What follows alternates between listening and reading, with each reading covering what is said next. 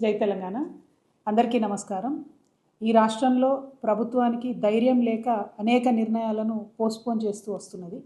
చాలా నిర్ణయాలు ప్రజలు ఇబ్బందులు పడుతున్నా, ఉద్యోగులు ఇబ్బంది పెడుతున్నా కూడా కమిటీల పేరుతోని కాలయాపన చేస్తున్నది. అది ఉద్యమకారుల విషయమైనా, 317 జీవో ఉద్యోగుల విషయమైనా, ఇంకా అనేక అంశాల్లో కూడా ఏదో ఒక కమిటీ వేయడం, కాలయాపన చేయడం తప్పితే గుండె ధైర్యంతో నిర్ణయాలు తీసుకొని ప్రభుత్వం ముందుకు పోవడం లేదు. దీనివల్ల చాలా ఇబ్బందులు జరుగుతూ ఉన్నాయి.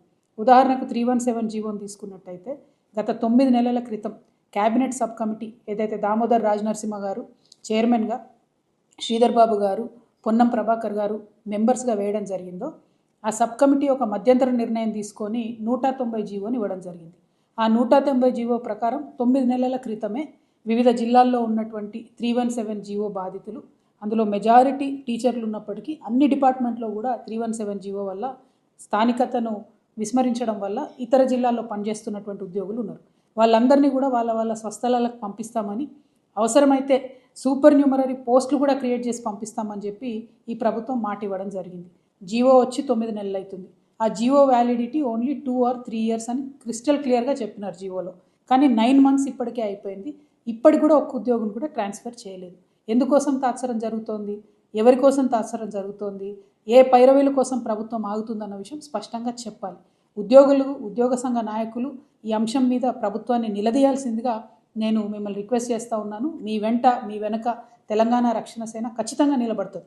ఏ ఉద్యోగి హక్కులు పోయినా కూడా మేము చూస్తూ ఊరుకోము. ప్రభుత్వానికి మేము హెచ్చరిక చేస్తూ ఉన్నాం. మీరు ఏదైతే 317 జీవోలో ప్రత్యేకించి టీచర్లకు సంబంధించి 25 రేషనలైజేషన్ జీవోతో సంబంధం లేకుండా సపరేట్గా 190 జీవోను అమలు చేయాలి. అవసరమైతే వారికి సూపర్ న్యూమరరీ పోస్టులు క్రియేట్ చేసన్న స్వస్థలాలకు తీసుకురావాలి. మిగతా డిపార్ట్మెంట్లో ఉన్న 317 జీవో బాధితులందరికీ కూడా డైరెక్ట్గా మీరు ట్రాన్స్ఫర్ చేసే అవకాశం ఉండి కూడా 9 months నుండి చేయడం లేదు. ఖచ్చితంగా ట్రాన్స్ఫర్లు వెంటనే చేపట్టాలి. తెలంగాణ రక్షణ సేన నుంచి ప్రభుత్వానికి హెచ్చరిక చేస్తూ ఉన్నాం. మీరు త్వరగా ఇది చేయకపోతే మేము కార్యక్షేత్రంలోకి దిగాల్సి వస్తుంది, ప్రజా ఉద్యమాలను నిర్మించాల్సి వస్తుంది. ఉద్యోగులు డైరెక్ట్గా వచ్చి మీ మీద పోరాటం చేయలేరు కాబట్టి ఉద్యోగుల పక్షాన, టీచర్ల పక్షాన నిలబడి మేము వారికి ఇబ్బంది కాకుండా చూసుకుంటామని తెలియజేస్తున్నాను. Thank you. జై తెలంగాణ.